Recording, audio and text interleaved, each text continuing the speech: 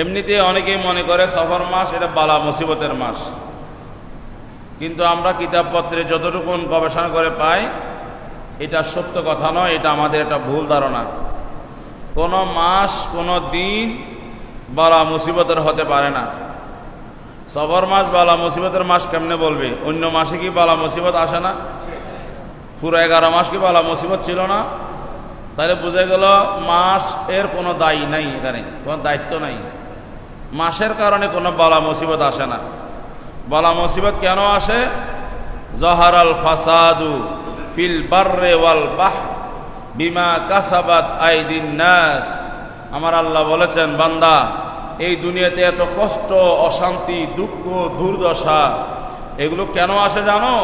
বিমা কাসাবাত আইদিন নাস, মানুষের কৃতকর্মের কারণে।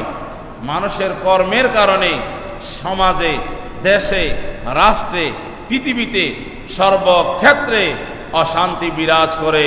এটা মানুষের কর্মফল।